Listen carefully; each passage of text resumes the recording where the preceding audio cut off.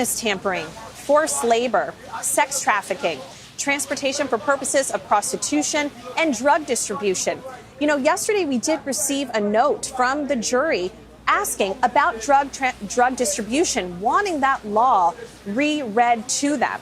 You know, this is very interesting. They've been deliberating for almost 2 days. We know that they have reached a verdict on those other counts that you spoke of. And what are those counts? Well, those are 2 counts of sex trafficking. One when it pertains to Cassie Ventura, his girlfriend of about 11 years, who claims that Combs forced her to participate in drug-fueled sex parties known as freak-offs. Prosecutors have to prove force, fraud, or coercion when it comes to those charges. The other one pertains to Jane. Now, that is not her real name. She testified under a pseudonym. She actually dated Combs up until his arrest in September. And there are those 2 counts of the Mann Act, transportation to engage in prostitution. We heard from several escorts taking the stand. We know that Combs paid for those escorts on some of his own credit cards. And the question is, did he use company money to pay for some of those acts? You know, also, this is very interesting. The judge is now asking the jury to go back and deliberate. He has told them something called an Allen charge, right, where he wants them to go back again and try to continue to deliberate. But we know from this note that there is more than one juror who is, as of right now, unwilling to change their position. Now, you know, something that's really interesting here is that I was in that courtroom almost every single day, and I had my eyes on those jurors. And I have said all along that I did not think that they would reach a unanimous verdict on RICO. That is because during some of the testimony from the prosecutor's witnesses, remember they called 34, several of them appeared to look not in agreement with the prosecution, some smirking, some appearing to roll their eyes during different testimony. So we knew that this was always going to be difficult for them to reach a unanimous verdict. Now, when I was in there for closing arguments, Mark Agnifilo, one of Combs' defense attorneys, his lead defense attorney, delivering closings on Friday, and at one point eliciting laughter from the jurors and the courtroom. He said that Cassie is actually the winner here, that she was the one that walked away with a $20 million settlement. Remember, this all started when Cassie Ventura filed that explosive civil suit against Combs in November 2023. That was the first time that anyone had heard that she had been in a violent relationship with Combs. And during her testimony, 4 days on the stand, heavily pregnant with her 3rd child, she testified about years of physical and emotional abuse. We saw photographs of her badly beaten over the course of her relationship. But really what this comes down to is consent. Do these 12 jurors believe beyond a reasonable doubt that Cassie and Jane were forced to participate in these freak-offs? There were damning text messages from both Cassie and Jane saying that they wanted to participate in these freak-offs. We even heard in closings from Mark Agnifilo call Cassie and Combs' relationship a great modern love story. So again, we do not know what the verdict is on counts 2, 3, 4, and 5, but on one, the one that carries up to a life sentence, they are still having to deliberate on that. And Chloe, do you get a sense that the judge will hold the verdicts and not reveal those while he is intending to have the jurors go back and press on and do more work on that count that you described as being perhaps hard? Well, we know it's hard because they've told the court they can't reach a unanimous verdict. And it's hard in part because it is the sweeping enterprise of a criminal conspiracy, not just the interpersonal conduct that some of the other counts are dealing with. Do you get a sense that they'll go right back to work today, or will they come back tomorrow? Do you have any of those sort of TikTok moments for us? You know, it's hard to say because, you know, they deliberated until 5 o'clock yesterday. They have the right to keep going. We know that they don't have court on Thursday and Friday, but that potentially, you know, they could continue to deliberate if they want to. You know, I will tell you, this is what the judge just said. He said, can you both send me your proposed instructions, meaning from the prosecution and the defense, send to Chambers' inbox, meaning their email, and we will take it from there. We have 3 options. Defense suggesting to keep going. Second proposal is some version of a modified Allen charge, right? That's to tell the jury that it is their duty to continue to deliberate. And a third option, at some point, the court advises the jury to return a partial verdict. But I don't think we're at that stage. change. Let me tell you something really interesting about that. This is very reminiscent of just a few weeks ago when I was at a courthouse right around the corner, but it wasn't federal, it was state. And it was Harvey Weinstein's criminal retrial. Remember, he was first tried, Harvey Weinstein, in 2017, his conviction overturned, and he was retried. And the jury could not reach a verdict on one of the women. Okay, so you had a hung on one with Jessica Mann, you had a guilty on another, and a not guilty on a third. So again, you could see the jurors sticking to their guns, saying that they are very far off here. And it sounds like it is more than one juror, but it looks like potentially today they may stop deliberating and come back tomorrow. But again, this is breaking, very significant news that they quite quickly came to a verdict on counts 2 through 5.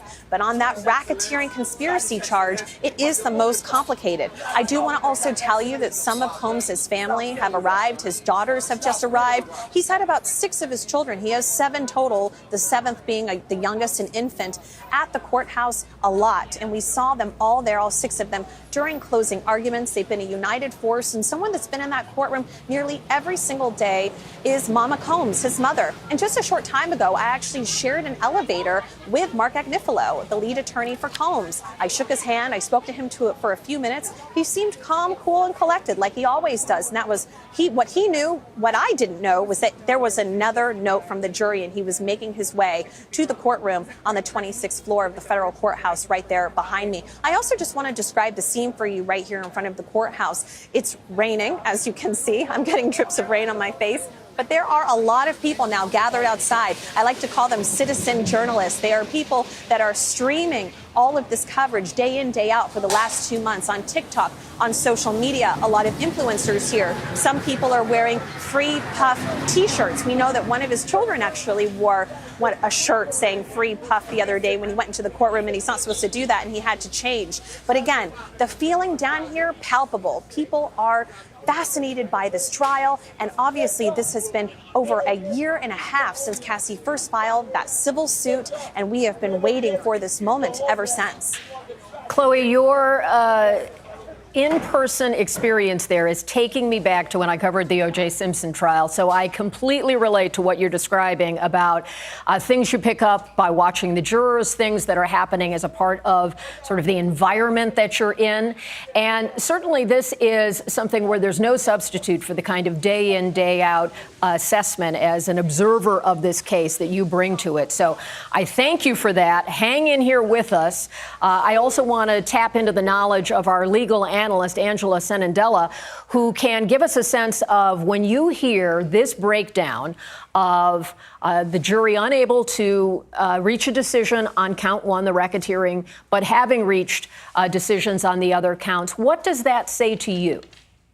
So honestly, it does say to me in a mirror fashion what Chloe said, and frankly, what Chloe has said all along, having been in that courtroom, that perhaps this RICO charge is just too confusing, too sprawling. There are too many pieces that have to be put together in order for the jury to get there. Now, look, as a lawyer, when I look at the definitions of what is required to get a conviction in RICO, I believe the prosecution got there, but they don't have to sway me, right? They have to sway 12 people on that jury to think that he used the benefits, the fruits of his businesses in order to create crimes.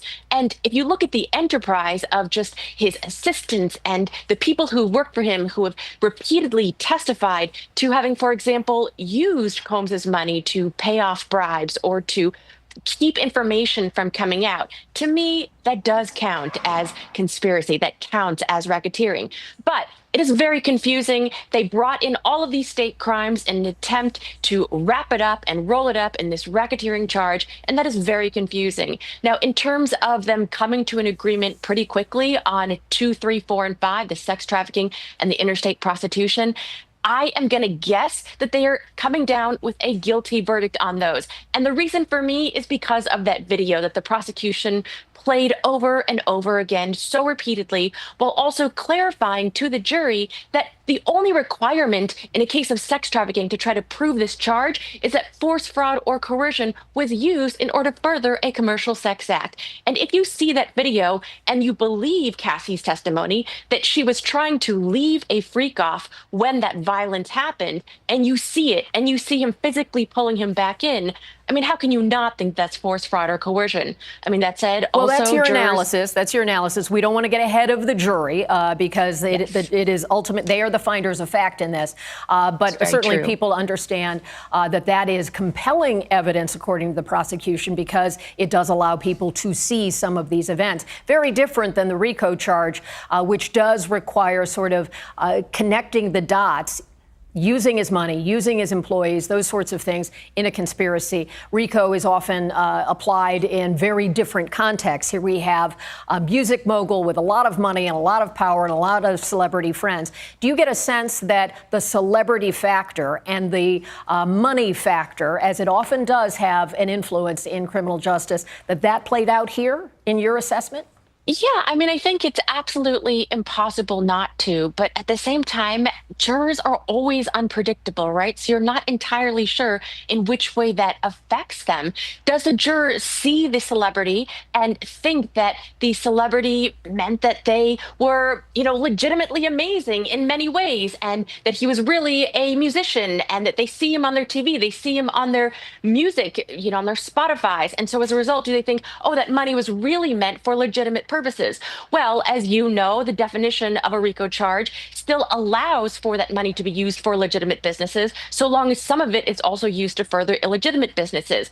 But when you're dazzled by celebrity, I think it's impossible for anyone not to. It could go either way, right? And I also think the defense was extremely vigorous in saying that, look, jury, you should not punish Diddy because of his kinky fetishes, right? Or just the choices that he might have made. And you might think, oh, celebrities are different. So you might perhaps then give celebrities somehow some benefit of the doubt that they live a different lifestyle. And so thus you are not going to place your own moral judgment on their activity.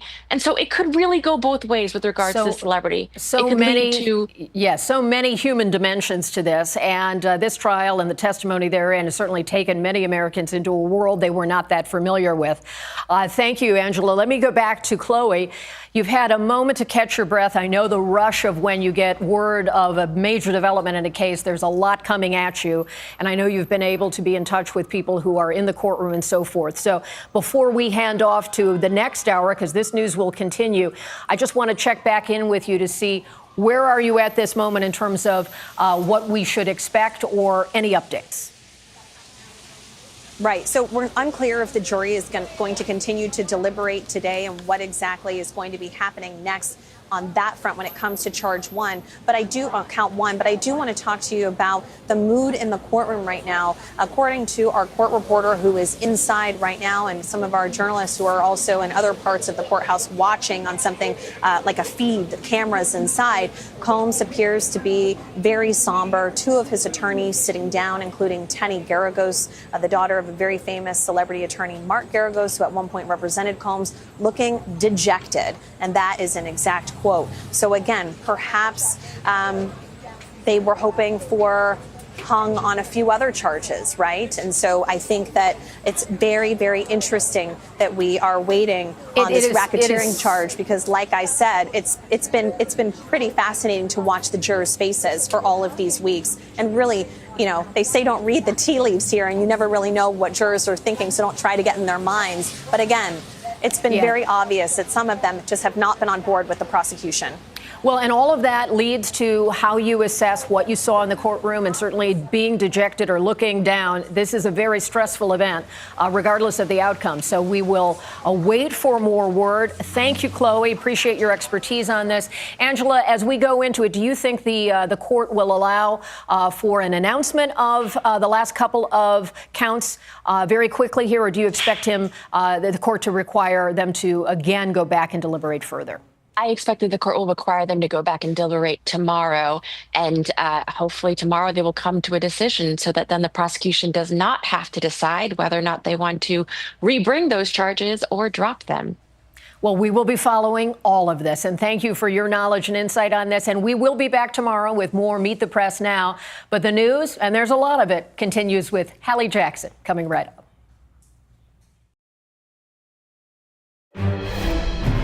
Hey, I'm Hallie, and tonight we are coming on the air yet again with breaking news, this time from that bombshell trial in New York, with the jury in Diddy's sex trafficking trial apparently reaching a partial verdict in just the last couple of minutes. Notice we said partial verdict. This is on counts 2 through 5, but not count 1. As the judge, here's what's happening inside the courthouse you're looking at now. The judge is considering what the next move should be here, right? Now that there is a verdict on 4 of the 5 counts Diddy is facing. Again, a live look there outside court.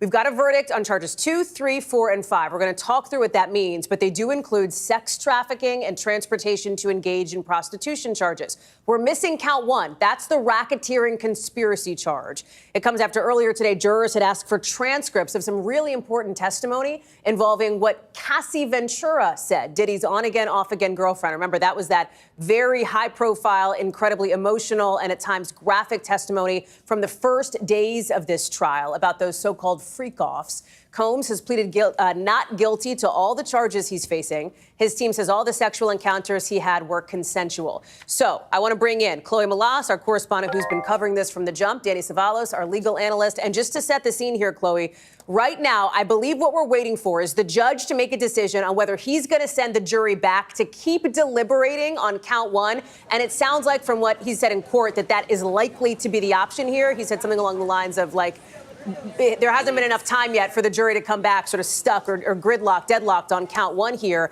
How long do we think it'll be before we know what the next step will be? Do we have any idea? Hey there, Hallie. I mean, look, we're going to know imminently what is going to happen, and it's very likely that the judge is going to issue this Allen charge tonight, and if the jury wants to continue to deliberate, that is really up to their discretion. I mean, you and I have been talking all along for the last 2 months, almost every single night, right? And I keep telling you that I stare straight into the faces of those 12 jurors, including the alternates, and I have said that there has been a look of dissent from some of the individuals on the jury when the prosecutors have put up some of those 34 witnesses, some rolling their eyes, some to really not be buying everything, especially when it came to the racketeering, the RICO conspiracy. And I'll tell you why. Because among the things that the government has to prove, they have to prove 2 illegal activities, which are predicate crimes, which we've talked about so much with Danny Savalos, who's basically given me a law class over the last year and a half. But they've had to prove racketeering, kidnapping, arson, bribery, witness tampering, forced labor. I mean, again, we have heard all sorts of testimony over the last nearly 8 weeks. And this is very complicated. And obviously, this is the one that carries up to a life sentence. This is by far perhaps the most important charge. And so in a way, it might be a good thing that they're hung right now because there's still a chance as they're deliberating from the defense's perspective. Remember, they have always said that Combs did not run a criminal enterprise. But on the flip side, the prosecution has said that Combs had a kingdom, that he had all sorts of assistants and people working for him, carrying out illegal activity like the arson of Kid Cudi's car, like transporting drugs when Jane, one of his girlfriends, flew from California to Miami with drugs more than once that was allegedly at Combs's behest. But again, his legal team saying all along that these were one-off criminal acts, these were personal use drugs. And if you look at one of the jury notes from just yesterday, at the end of the day, it had to do with the 8th predicate crime of drug distribution, that they wanted that law read back to them, Hallie. But again, very interesting that they have come to a unanimous verdict on counts 2 through 5. Those are 2 counts of sex trafficking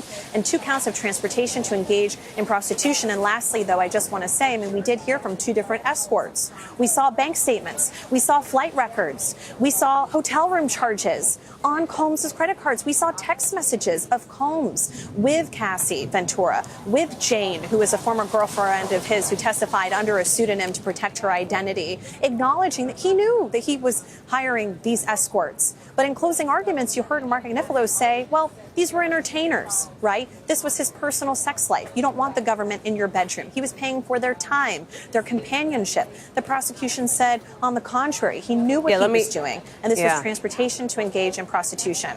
Chloe, stand by for a second. Obviously, hang for as long as you can. I want to pull back the curtain here for just a second for people because Chloe's outside court. We've got a producer in the room, and that's Adam Reese. And we are getting word in real time. Again, can't have cameras in court. We're getting word in real time about what's happening. And we understand that the judge is now back. So they are now discussing what should happen next. And before the judge walked back in, it's sort of a fascinating look to what's happening at these tables.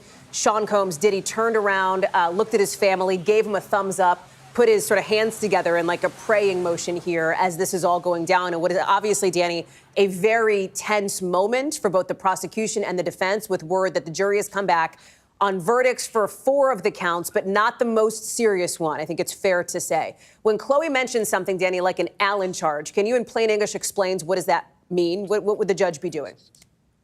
Sure, an Allen charge, and it has different versions in the states, but it essentially tells the jury, go back there and work harder, really try to reach a verdict, examine your views, and no other jury could do it as well as you could.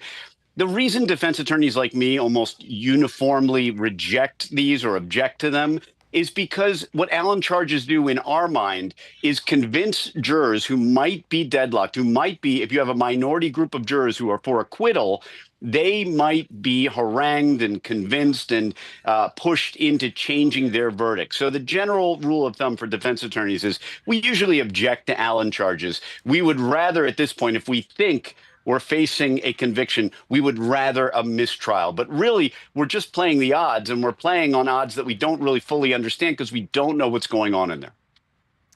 Well, typically, Danny, you and I have talked about this before. It is not at all uncommon that if a jury comes back and says we can't get to a verdict, the judge will do something like this, right? Send them back and tell them try again. Typically, the first time they come back and say we can't quite get there, that's not usually the final one. Exactly right. Yes. And in fact, he may send them back without an Allen charge. It's hard to say. But it's when they really indicate, look, we are deadlocked. Then you probably give the Allen charge. And then if they come back after that, after a few times, but again, it's totally up to the judge. It could be a couple times. It could be several times. It really, really depends on the judge handling the case and his feeling about the jury and obviously what each side objects to and doesn't object to. But the goal is to get them to get to a verdict and to avoid a mistrial. The problem for that, as defense attorneys see it, is that the idea of efficiency, the desire to avoid a mistrial, shouldn't trump the rights of the defendant, and especially if there is a minority of jurors who are for acquittal. We would rather a mistrial at that point than have those minority of jurors be swayed into a unanimous guilty verdict. If, in fact, and then I want to go to Angela Sinadella, but Danny, if, in fact, they remain deadlocked on count 1, is it possible, like counts 2 through 5, is it possible those could also be a split verdict? In other words, just because they've reached a verdict on those counts doesn't mean the verdict is the same for each count, right? It could be in theory, but I've been saying for weeks, I believe the jury would come to a relatively quick verdict on all counts except count 1.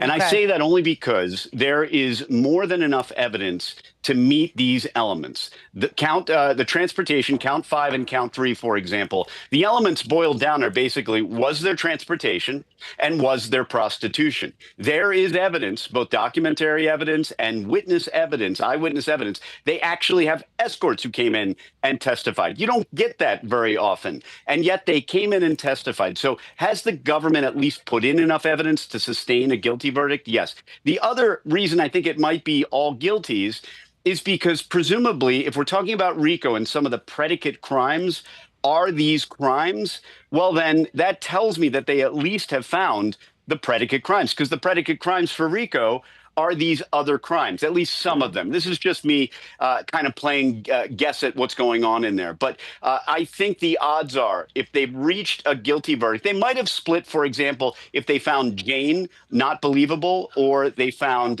Cassie Ventura more believable. That might be a split. But I just, in light of all the other evidence that the government put in, they didn't rest their case. Their case did not live and die on the credibility of Jane, nor did it on Cassie Ventura. So even if the jury found Jane, for example, to be not credible, they had plenty of other evidence with which to sustain a verdict. I should note that as we're getting these sort of live readbacks from what's happening in the room, there's now a conversation happening between the judge, the prosecution, the defense about not just what happens from here. And again, it sounds like, as we've said earlier, that both sides are in agreement. They want the jury to try to deliberate more on count one here, but also now about schedule, because I don't have to remind everybody here, July 4th is coming up quick on a Friday. Court is not in session on Friday. So there will be, if the jury does not have a decision by the end of the day, July 3rd, a potentially break. So it looks like they're sort of having a discussion around timing on that. Angela, let me go to you, because while count one, this racketeering conspiracy charge that Danny's been talking about, is certainly, by all accounts, the most complicated. It's just an involved count here. Count two, sex trafficking, that also carries a maximum sentence of life in prison, a minimum of 15 years. So these other counts do carry some significant weight as this jury is working to decide, quite literally the fate of Sean Combs moving forward.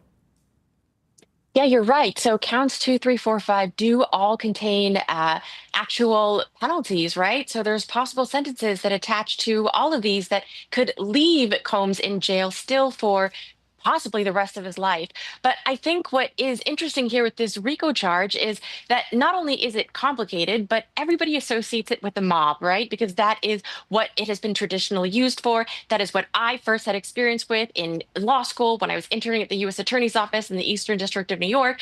And really, what it comes down to is that these people are understanding that the mob might not be Combs, right? That the mob is a criminal enterprise that has just their feet and their legs and everything. But I think that that correlation is possibly throwing the jury, because when I look at the actual legal definition of what is required to prove this RICO charge, I think personally that the prosecutors didn't meet it. But it is so complex. It is so sprawling. And if you have in your mind, this is usually what is used against the mob, it is hard to cross-apply here, Hallie.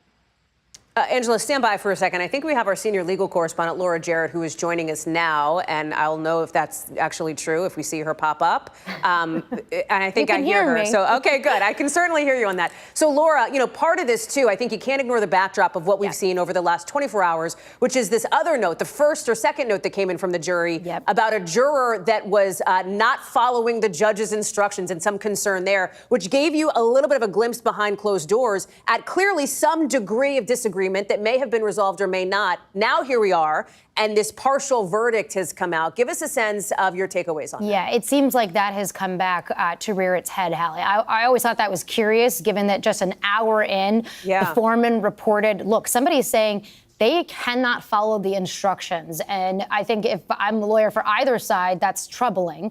Interestingly, the judge did not bring that juror in and lecture them in person. Instead, they just sent a note back saying, do your job, follow the instructions, get it done. And then we didn't hear anything else, which was also curious. We know that they wanted to see the transcripts of some of the testimony. We know that they had trouble with some aspect of the drug distribution and whether a sale was required or not. They heard that a sale was actually not required on the drug issue, which is one of those so-called predicate crimes, which falls under the racketeering. So it's always hard to glean exactly which way they're going to fall on something like this, given that it does sound like that there is unanimity on at least the counts as it relates to the trafficking and the prostitution. I would imagine the judge is going to say, look, you've been working hard. We understand there are tough issues here. Go back. Come back, in the morning with a clear head, try again, and try to reach unanimity on that last charge. Now, it can easily be the case. We've seen this time and again. The judge does that. They come back tomorrow and they say, Judge, we are still hung on that. Yeah. In that case, we will find out the verdict on those other 4 counts. It's not as if this whole case goes away, right? We will find out what the jury is thinking, at least on those other 4 counts at some point. But I do imagine the judge is gonna try to, again, they're working out the language on the details here, but the judge is gonna try to give them some admonition to make them keep continuing to work on this. Can I ask you to hang tight for 1 second, Laura? I know you've got a lot going on, but I want to point out that the jury's coming back in the room. The judge is now calling the jury back into the room, which means we're getting close. Let me bring Chloe Malas back into the conversation as she is outside court. I should also note Diddy's family has returned to the courtroom now. Diddy has been sitting with his defense attorneys. At one point, they were huddling. They were hugging, in fact, some of the defense attorneys hugging each other. So I think everybody's on pins and needles to see what happens from here. Talk us through what else we're learning from inside court. Hey there. So I was actually inside the courthouse watching as they were reading this note from the jury just a little bit ago, and Combs looking incredibly dejected. He put his head in his hands at one point, rubbing his eyes, looking at the floor. Like you said, his attorneys huddled around him, two of his attorneys kind of embracing each other. At one point, you could see Brian Steele, who was one of the 8 attorneys who joined later in this process, right before the trial, a very famous attorney out of Atlanta, Georgia, really talking with his hands very intensely. Everyone, you can feel the palpable energy in there. So now the jury, like you said, is coming back into the courtroom, Hallie, and we know that the judge is going to instruct them that he's going to have to read them the Allen charge, like Laura Jarrett was just talking about, and that they will be coming back most likely tomorrow to continue to deliberate. But like you said, this butts up right against the 4th of July holiday. But both the prosecutors and Combs' defense team have agreed that although there was not supposed to be court on July 3rd, they were giving the jury the day off to have a longer weekend, that they both agreed that they are fine with the jury continuing to deliberate on Thursday. In fact, they would want that given the long holiday weekend before they would potentially come back on Monday. Again, the judge can read the Allen charge more than once. So if they continue to be hung tomorrow, he could do it again. We've seen that before in other trials before he's willing to take a partial verdict. Let me fill everybody in on what we're getting. And again, this is as of about 10 seconds ago inside the building behind you, Chloe, as we have Angela and Danny with us as well. The jury has walked back in the room. We understand that Sean Combs, as he stood to watch them walk in, was watching as they filed into the jury box and took their seats. The judge is now addressing members of the jury. These are not direct quotes. I'm paraphrasing here. But the judge welcomed them back and said, I ask that you keep deliberating, essentially. He reminded them of the instructions that they should be given. He reminded them they shouldn't hesitate to change an opinion when convinced, weigh your opinion dispassionately, reminding them the verdict must be unanimous, that they need to follow his instructions and make their own decision. I think the question now, Danny, is what the timeline will be. Just as a logistical note, given that it's 5:15 on the East Coast in New York, and typically court has wrapped up around 5, likely that he sends them home, they sleep on it, they come back in the morning to pick this back up? It is likely. I mean, I have had federal judges keep the jury around till 11 o'clock at night, but that is a huge anomaly. More likely than not, these folks will be released. They will head home and probably come back. And they may come back relatively quickly. As you said, sleep on it, come back, and arrive at a relatively quick verdict. It's really hard to say, but I really don't see the judge keeping this jury all that much longer. And just going back to something we all mentioned earlier, interestingly enough, the RICO charge is not the most dangerous in terms of time for Combs. The most dangerous in terms of sentencing time, is count 2 or any of the sex trafficking counts, because they have that mandatory minimum of 15 years. So that's something to look out for. And that's why Combs is probably very, very nervous right now.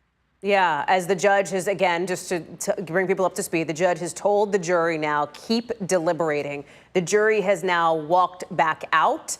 It sounds as though he told them to go back to the jury room. If you're done for the day, I'll dismiss you. So we're still waiting on some of the wrap-up stuff. But the big headline, of course, is that after getting to a verdict on counts 2, 3, 4, and 5 in this bombshell trial of Sean Combs, the jury is deadlocked for the moment on count 1. So it is only a partial verdict here. They will continue to deliberate on count 1, which is the most complicated charge, as we've talked about here. That is racketeering conspiracy. I think we can bring up a list of charges here. And as you see on the left side of your screen, it has been quite the scene outside court. You've had Diddy's family members who have been in court for many days. Diddy himself has had conversations, has turned around as he's in court, looked at his family members, made gestures to his family members, a thumbs up, for example, even in just the last hour as this has started to develop, as we received word of this note from the jury just about an hour ago now. I want to bring in Angela Senadella here because, Angela, it is tough to say how quickly and how many opportunities this jury will get if they remain deadlocked on this first count here. Can you tell us, based on your experience, the timeline of other cases here? Does the jury get, if they come back tomorrow morning and say, we still can't come to a decision, do they get sent back to keep deliberating? How many times might a judge go through that exercise before it becomes clear that they are deadlocked? I mean, Danny might be able to correct me if I'm wrong, but I think generally it is one time. It's one more time after the Allen charge that usually the judge will give. And if by the end of the day tomorrow, I believe they don't even have court scheduled on Thursday before the Friday holiday. And look, if by the end of tomorrow they cannot come to a decision and they really say we are fully hung, I am going to guess that the judge would likely then declare that first count to be a mistrial. If that were the case, Angela, and I realize we're in the realm of speculation here, but just so we can all get our heads straight ahead of tomorrow, counts 2 through 5 would then be read, correct? Yeah, yes, absolutely. So then counts 2 through 5 would be read, and then the prosecutors would have a choice whether or not they wanted to bring count 1 again or to dismiss those charges. And just given how sprawling we all saw this RICO charge was and how much testimony it required, I would guess that they would be unlikely to bring this RICO charge again, especially given the victims and the anonymity required and just how harrowing it is for these victims to have to testify repeatedly. Angela, and also note there's still civil lawsuits happening. That's right, and we'll talk about that, but let me just tell you that we now understand from inside court, the jury has told the judge they're done for the day. They will come back tomorrow, 9 a.m. So this resolves, I think, what we've seen over the course of the last 90 minutes. And while I bring in Chloe Melas here, let me just recap for folks so you're up to speed. Just about a couple of minutes after 4 o'clock, a note came in from the jury. The note suggested that they had reached a verdict on 4 of the 5 counts that Diddy faces. We don't know what that verdict is. They said they could not come to a unanimous verdict on count 1. The judge then brought the judge, the defense, the prosecution. They had a conversation about this in court. Everybody essentially agreed that the jury should try to keep deliberating on that first count. That is what happened. The judge brought the jury into the room, told him, hey, go back in there. I'm going to ask you to keep deliberating. Think about the instructions that I gave you. If you become convinced, you can feel free to change your opinion if you, in fact, so desire that. The jury went back into the room, said, OK, we're done. Back tomorrow morning. That has been, Chloe, a fairly dramatic 90 minutes, to say the least, in the course of this case. Talk us through some of the expectations for tomorrow and what else you're seeing outside court as it's wrapping up now. That's right. Well, first of all, they are going to be returning tomorrow, like you said, and the judge wants to give them up to 3 tries to try to come to a unanimous verdict. Again, I want to just explain to you the significance of what just happened moments ago when I was inside the overflow room, which is where media and members of the public in a packed courtroom watch what's going on TV screens. And I was sitting next to my fellow journalist and NBC News colleague, Rahema, and we were both looking at the screen and we looked at each other and we said, something is going on. His attorneys huddled around him like a scene out of a movie. And he was sitting there in white, all of his attorneys wearing dark suits, looking very serious, just standing over him. I look forward to you all being able to see what I saw in courtroom sketches, which we should be getting later this evening. But again, Combs physically at one point holding that note, on a small piece of paper and reading it to himself. At one point rubbing his eyes and shaking his head and looking at the floor. Shortly thereafter, several of his children came into the courtroom, 3 of his daughters who were there for closing arguments on Friday. And again, Hallie, we have talked about this every single night of this trial, that the racketeering charge here is so complicated.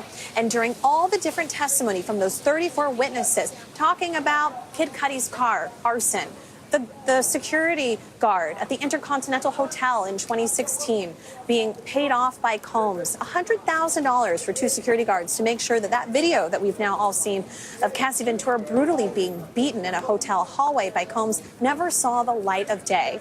And that video was a central piece of evidence for the prosecution that they played multiple times. But there were moments during these last nearly 2 months where some of these jurors did not look convinced. And I've said it multiple times to you. And Danny Ceballos has always said, Chloe, I warn you, do not try to read the tea leaves of these jurors' expressions. But they were so overt, right? You had some jurors rolling their eyes, shaking their head during some of the prosecution's witnesses. And remember, Combs didn't call a single witness. He did not testify in his own defense. Right. After nearly 2 months of this trial, they rested their case in 30 minutes. And it'll be interesting to see if that is a decision that they stand by when this trial is all over. Chloe, thank you. Danny, let me go to you because Chloe referenced that video and we played a small snippet of it that was central to the story of Cassie Ventura and what she testified to. One of the other notes that the jury submitted today was about seeing more of the transcript around that moment, right, of the testimony in the days before and after that moment. When that came out, I wonder how you, wearing your sort of defense attorney hat, obviously not on this case, but just in your day job, how did you read that? What did that signal to you if you're looking at that as a tea leaf? Yeah, if we're talking about the video itself, I mean, the prosecution, the government is very, very good at introducing evidence that is devastating to a defendant's character. And the government's theory of introducing the hotel video was that it was part of the, essentially part of the racketeering conspiracy. It was part of the sex trafficking because he's essentially forcing her to come back to a freak-off with violence, even though this is something that happened back in 2016, and it would never be chargeable now by the federal government. That's a great example of the federal government being excellent at introducing evidence that they know is devastating to Combs. And then in addition, you have the evidence that he allegedly paid off hotel personnel. And that, of course, is fantastic for the government because it shows awareness of what's going on. And even the image of like the brown bag with the cash stuffed into it. Everyone on the jury, they may not understand RICO conspiracies, but they've all seen mafia movies, and they all understand handing over $100,000 in cash in a brown paper bag. They get it, and the government knows it. They're very good at this kind of theater. And yet, you know, the defense argued that, hey, wait a minute, he didn't pay off the mayor, he didn't pay off a senator, he paid off some guy. There's no ongoing investigation. This was not, this again, they minimized it. This is just a strange alternate lifestyle. It may be deplorable. It may not be something you would do, but it is not a federal crime. It's certainly not these complex federal crimes. And of course, as expected, here we are with the jury struggling with the most complicated charge in this case, one that the verdict form took up far more page space than any of the other counts verdicts. So in all likelihood, again, I'm often wrong when I forecast, but yeah, I would expect that this might be a case where the jury has reached verdicts of guilty on counts 2 to 5. I could be wrong. I may be eating those words. Sure. And of course, I am not surprised that they are struggling with the most complicated count, sure, count 1, racketeering conspiracy. Even lawyers struggle with it. It's that hard to understand. So, Angela, final thoughts to you here. As I should note, Sean Combs, his team, they're sort of cleaning up, finishing up for the day, about to walk out. As we said, his family had returned to the courtroom to hear this note being read. Combs himself, obviously sitting there with his defense team. The prosecution remained seated as there was some discussion. Chloe laid out some of that color from inside court, some discussion around this note, what it would mean, et cetera. Now we know the result. We're all going to be watching starting at 9 a.m. tomorrow to see what happens. Talk me through your expectations and what is next for Diddy, no matter how this verdict turns out. You alluded to those civil cases here. No matter what the decision is from this jury, he will continue to face legal challenges moving forward. Yeah, so one of the interesting parts of this RICO charge is that any money from any of those enterprises, if he's convicted, would then go to the government, right? So in theory, then he would be totally broke at the end of this. But then also remember, there are dozens of civil lawsuits that are outstanding that have really been on pause until this criminal trial completes itself. And then those civil lawsuits could possibly then also eliminate, right, a bulk, if not all, of his savings, his money, his profit. So if you think about what is the future for Diddy, it looks pretty bleak in all regards. He will likely be behind bars if 2 through 5 are guilty, like many people here are suggesting, and for the rest of his life, right? Very possibly. And then he will also likely have no money. So future is bleak.